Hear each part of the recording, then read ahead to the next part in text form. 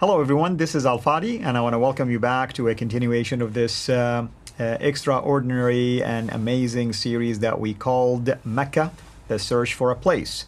And today we are going to bring to your attention the spotlight on some of the names of those who are the few, the brave, or maybe you can call them the fools, who have basically unearthed some of this material, if not even most of this material that Jay, his team, and also including myself, bringing it to your attention so that you're aware of what's going on in terms of the origin of Islam and any contradictions and any holes really in the Islamic narrative as opposed to these facts that are being unearthed. So Jay, can you tell us a little bit more about the names behind this research? Yeah, and this is something that's absolutely important that we do this. I hear an awful lot of people say, Jay, we love the research you're doing. This is amazing what you're doing. Keep at it. And I have to keep on responding. It's not my research. I have done an infinitesimal little of this. This is really others whose shoulders we stand upon. And that's why we need to give credit for all the stuff that you and I have been doing for the last 2 years. All the material on the Qira'at, all the material on the manuscripts, all the material on the Qiblas, all the material on the quest, all the material on that which we use in the historical paradigm, the historical critique, comes from others. So let's go ahead and let's look at the slide and let's start to put up some of their faces and start putting up the names and give them credit. Give credit where credit is due. Let's start with the primary revisionist. Here you see Ignaz Goldziher. He was the one that really got working in the 1920s on the Hadith, the fact that they're too late. Theodor Naldodeke, coming out of Germany in 1930s. He was an expert in Arabic, Persian, and Syriac. When you go to Arthur Jeffrey, from Australia in the 1950s, late 1950s, he was the one that really helped us with the foreign words within the Quran. Looking at Joseph Schacht, coming back out of Germany, was the one that really confronted Islamic law and said it's much too late. It doesn't exist until the 9th century.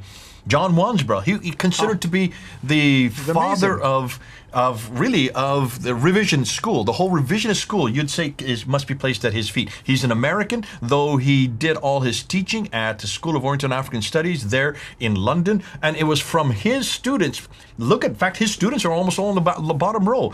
The names of the people who have come under his tutelage just continues on, but he was the one that started this whole idea of looking at the Quran and looking at the textual materials that are in the Quran that just do not make sense in the 7th century. They could only have come from the 8th, 9th, and 10th century. And he was mocked, actually.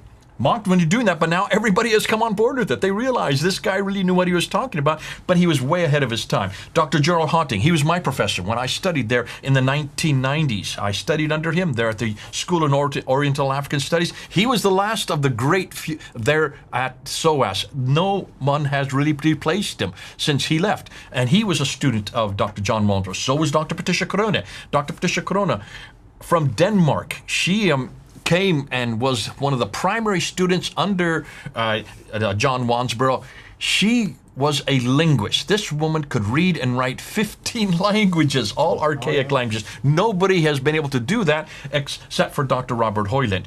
But she was the one that I got to know. And when she wrote her book at Oxford University, Mecca and the Rise of Islam, she got death threats. Had to leave Oxford and then moved to Cambridge.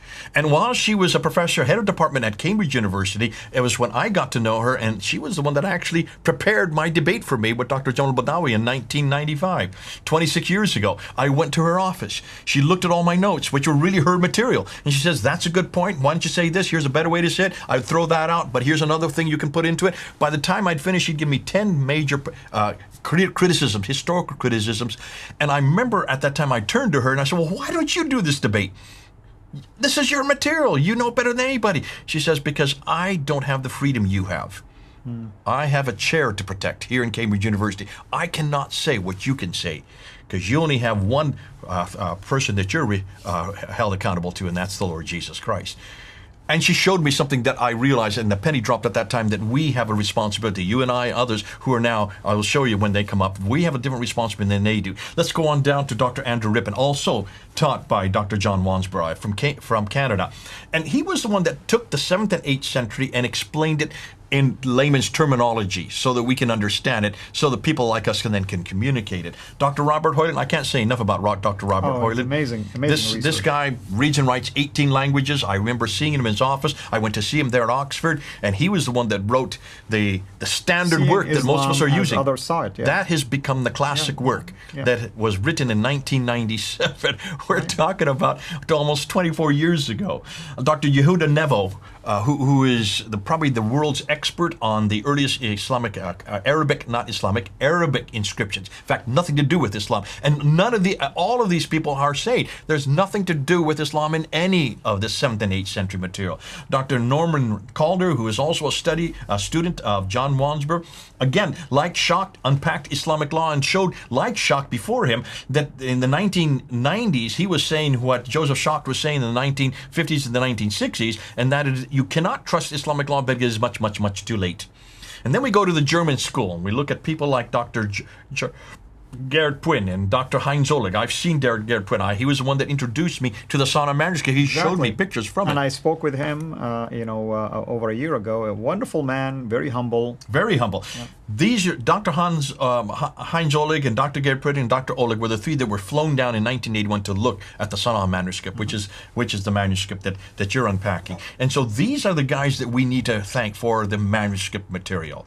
And then we get to Ibn Warq. I'm putting him into this group. He should really be in probably a group of himself, because he is not a German researcher. Like, these are all unique researchers. They're the ones who are researching each one of their craft, and they're then coming to conclusion. What Ibn Warq does is he takes it and spreads it out to the whole world.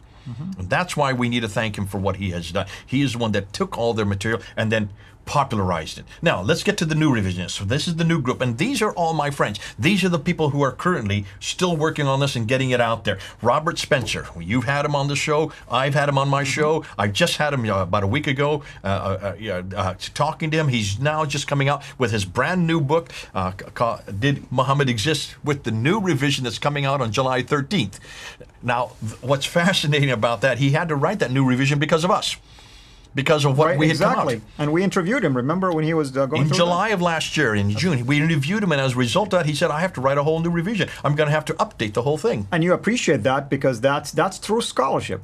You don't stick to your guns, you're flexible, you're open for revising things, and you do the same. Whenever new material comes, you go ahead and make adjustments immediately. You have to make adjustments. Yeah. His book was written in 2012. This is now written in 2021. Just put that 1 and 2, flip them around, and that's why it's now the second edition. He's going to have to do a third and a fourth and a fifth, because even as he sent me the book to read, I said, you realize there's new material that's even come up now that you need to add to it? So he just said, this is the frustrating thing about this whole historical critique. Dr. Bernie Power, out of Australia, a real good friend, has really helped me with the Qira'at, all the Qira'at argument. He is the one that has really have unpacked between the Warsh and the Hafs that we'll be using in one of our another whole new series looking at the Hafs and the Warsh. Dr. Dan Brubaker, I can't say enough about Dr. Dan Brubaker. I think one of the most courageous souls in our during our lifetime. He is now actually teaching on our MAPI course coming out of Veritas International University in California. Was the first to do what no Muslim had done. He was the first to look at the original manuscripts and looked for changes, looked for variants in the Razm, in the consonantal text. There's myself. I won't say anything about myself because I just have to put myself in there because... Well, brother, I can say something about you. We thank the Lord for you, for your how courageous you are. From day one, you've been at the Speaker's Corner for 26 years. No one can do what you did. I don't even think I can do what you did. A lot of people will look at you and say, man, it's almost like you're committing suicide, basically. But praise God, your work has been an inspiration to many, including our dear sister Hatun, who... And she's the one that really has taken on that and has really pushed it and pushed the envelopes like no one else I've ever seen. Hatun Tash, we have to give her credit for all the Qira'at. Absolutely. Taking this to the world and holding it up there and forcing the Muslims to deal with it. You would have not had that interview a year ago had it not been for this 5'2" girl, Hatun Tash, who has taken over my ministry, has run with it, and has gone much further than I ever did. And I think we have to give credit to her because she is not only pushing the Qira'at argument, she's pushing almost every argument, censorship, freedom of speech, you name it, she's doing it.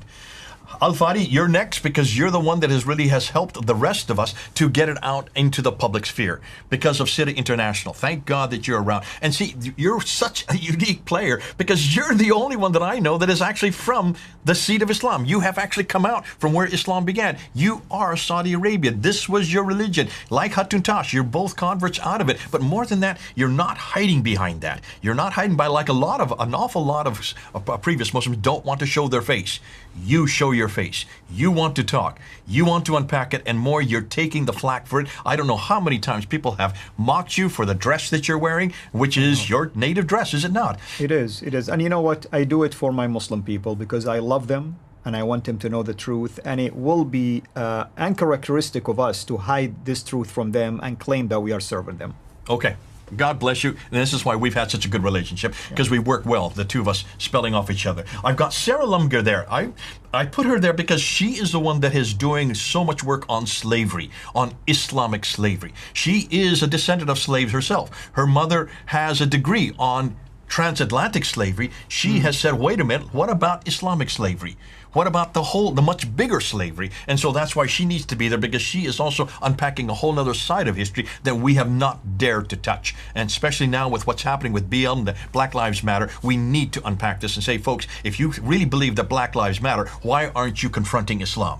Islam, what they have done with black people is much more horrendous than anything that the Atlantic slave trade. But that's a whole area that we really bring in. You need to bring her on your show, and you need to have her unpack it. And then there's Mel. And Mel from Sneakers Corner.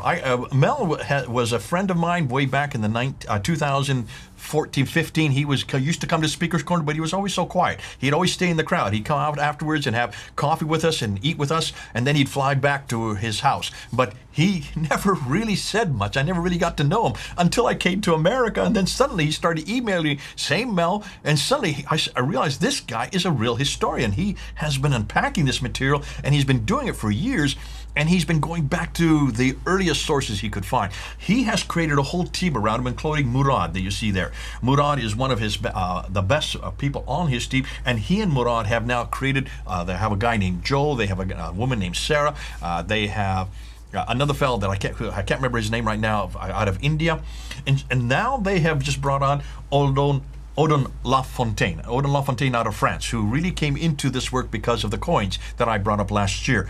He has just come out from France with all of his coterie of friends. So these are the new revisionists. You're going to see their faces. Murad can't show his face. That's why I just put up the picture that standardizes him. He's not permitted to do so because he lives in the Middle East. He must be careful because of the fact that he would be shut down real quickly if they found out and knew who he is. So those are the people we need to thank for, the people whose shoulders that we stand on, and the new revisionists. That's the people who we're going to be continued to work with. They're our colleagues, they're our friends, they are co-religionists, and at the same time, they are unpacking what we are just beginning to do. All we're doing, Al-Fadi, is getting it out there, making sure that others hear it. We are the spokesmen who are actually popularizing it and communicating it so the others can understand it. Amen, and thank you. This is a very special episode, really. Now people know the faces of those warriors, really, that stick their neck out there and do this research. By the way, all of these names that we mentioned, they have no beef with Islam. They're not there to try to attack Islam or the ideology.